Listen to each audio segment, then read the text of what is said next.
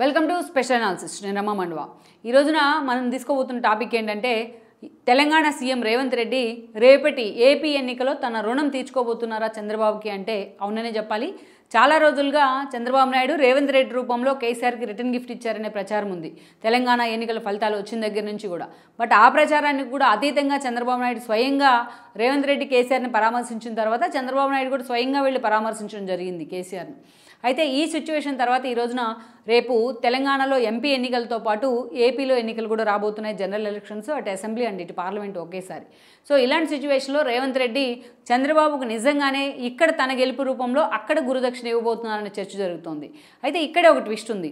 అసలు రేవంత్ రెడ్డి తెలంగాణ ఎన్నికల్లో గెలిస్తే టీడీపీ పోటీ చేయని కారణంగా ఆయనకు ఆ ఓట్ బ్యాంక్ కూడా యాడ్ అయిన మాట వాస్తవం చాలా చోట్ల, లైక్ ఖమ్మం లాంటి చోట్ల. సో ఇక్కడ చంద్రబాబు నాయుడికి ఏపీ ఎన్నికల్లో వచ్చే ఫాయిదా ఏంటనేది ఇక్కడ అసలు ప్రశ్న.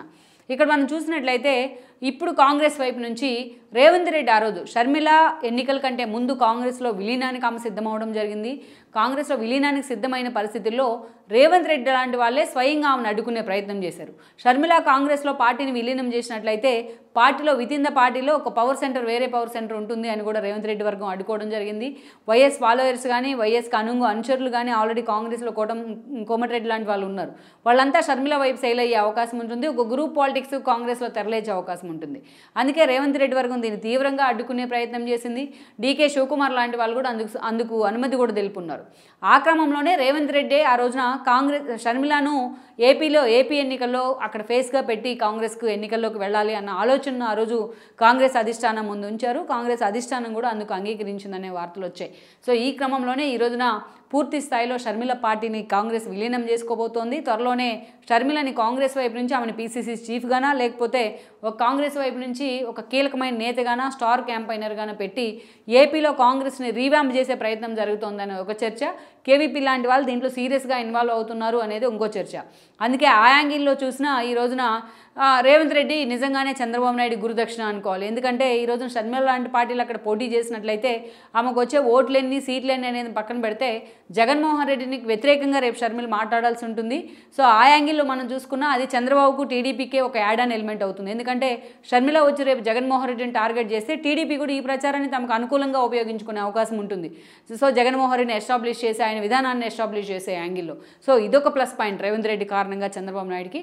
మరొక కీలక అంశం ఏంటంటే గతంలో ఎలాగైతే కేసీఆర్ రిటర్న్ గిఫ్ట్ పేరుతో కొంతమంది మంత్రుల్ని తన క్యాబినెట్ నుంచి ఏపీకి పంపించడం జరిగింది. సో ఏపీకి పంపించడమే కాదు అక్కడ తలసాని శ్రీనివాస్ యాదవ్ లాంటి వాళ్ళతో కొన్ని క్యాంపులు కానీ కొన్ని ప్రోగ్రాంలు కానీ నిర్వహించారు. చాలా దారుణంగా చంద్రబాబు నాయుడిని టార్గెట్ చేసించే ప్రయత్నం చేశారు కూడా. సో ఇది ఎఫెక్ట్ కూడా చూపించింది ఆ ఎన్నికల్లో. జగన్మోహన్ రెడ్డికి వాళ్ళకి వన్ సైడెడ్గా నిలబడిన తీరు.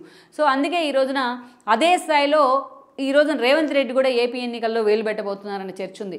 ఇప్పటికే మనం చూసినట్లయితే కొంతమంది ఏపీకి ప్రత్యేక హోదా కావాలంటూ కొంతమంది ప్రత్యేక హోదా డిమాండ్ సాధన సమితి ఏదైతే ఉందో ఆ ప్రతినిధులు వచ్చి మొన్నే కోమటిరెడ్డిని కలవడం జరిగింది. కోమటిరెడ్డి ఇటీవలే రేవంత్ రెడ్డి క్యాబినెట్లో మంత్రిగా ప్రమాణ స్వీకారం చేస్తున్నారు.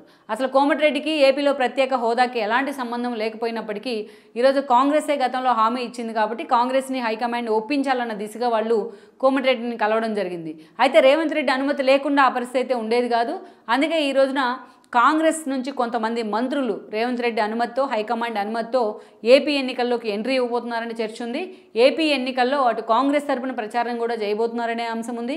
ప్రచారం చేయడమే కాదు ప్రత్యేక హోదా మొదలుకొని కొన్ని విభజన హామీలను కూడా వీళ్ళు హైలైట్ చేయబోతున్నారనే చర్చ కూడా జరుగుతోంది. అయితే ఆ ప్రచారం టీడీపీకి కూడా అనుకూలంగా మారబోతుందన్న ప్రచారం ఉంది.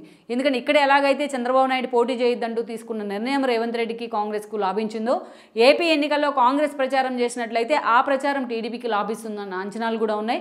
అందుకే తన మంత్రుల్ని తన క్యాబినెట్లో ఉన్న కొంతమంది కీలక మంత్రుల్ని రేవంత్ రెడ్డి రేపు ఏపీ ఎన్నికల్లో కాంగ్రెస్ తరపున ప్రచారానికి పంపించబోతున్నారు. అంటే ఇంటర్నల్గా వాళ్ళు టీడీపీ వైపే ప్రచారం చేసే అవకాశం ఉందనే చర్చ ఉంది.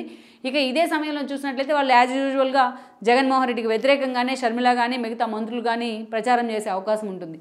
ఇది టీడీపీ కూడా ఒక యాడ్ ఆన్ ఎలిమెంట్ అయ్యే అవకాశం అయితే స్పష్టంగా కనిపిస్తోంది. ఇక్కడే ఏదైతే కేసీఆర్ రిటర్న్ గిఫ్ట్ పేరుతో తన గురువైన చంద్రబాబు నాయుడిని ఇబ్బంది పెట్టే ప్రయత్నం చేశారో 2018 తర్వాత పరిణామాల్లో, సో తను కూడా అదే స్థాయిలో ఈ రోజున కేసీఆర్కి అనుంగు శిష్యుడైన జగన్మోహన్ రెడ్డిని ఇబ్బంది పెట్టేందుకే రేవంత్ రెడ్డి స్కెచ్ని తెర మీదకి తీసుకొచ్చారని కూడా చెప్తున్నారు. అంతేకాదు రేపటి ఏపీ నుంచి వచ్చే కొంతమంది నేతల్ని, ఆర్థికంగా బలంగా ఉన్న కొంతమంది నేతలను తీసుకొచ్చి తెలంగాణలో ఎంపీ టికెట్లు ఇచ్చేందుకు కూడా, ప్రత్యేకించి కొన్ని సామాజిక వర్గాలకు చెందిన పారిశ్రామికవేత్తలకు కూడా ఎంపీ టికెట్లు ఇచ్చే విధంగా రేవంత్ రెడ్డి ఒక సరికొత్త వ్యూహానికి తెరదీశారని కూడా చెప్తున్నారు. లెట్స్ మొత్తానికైతే రేవంత్ రెడ్డి ఇక్కడ తీసుకున్న నిర్ణయం జగన్మోహన్ రెడ్డికి ఏపీ ఎన్నికల్లో ఒక సెట్ బ్యాక్ అయితే కాబోతోంది. సో ఆ విధంగా రేవంత్ రెడ్డి ఈ రోజున చంద్రబాబు నాయుడికి, తన గురువు చంద్రబాబు నాయుడికి ఈరోజు ఒక గురుదక్షిణ అయితే ఏపీ ఎన్నికల రూపంలో ఇచ్చే ప్రయత్నం చేస్తున్నారు. ఒక చర్చ. లెట్స్ ఇది ప్రస్తుతం ఉన్న ప్రచారమైన ఇది ప్రాక్టికల్గా వచ్చేటప్పటికి ఎంతవరకు వర్కౌట్ అవుతుంది అనేది కూడా ఈ అంశం మనం చూడాల్సి ఉంది. ఈ వీడియో మీకు నచ్చినట్లయితే please share, like and subscribe R24 Telugu.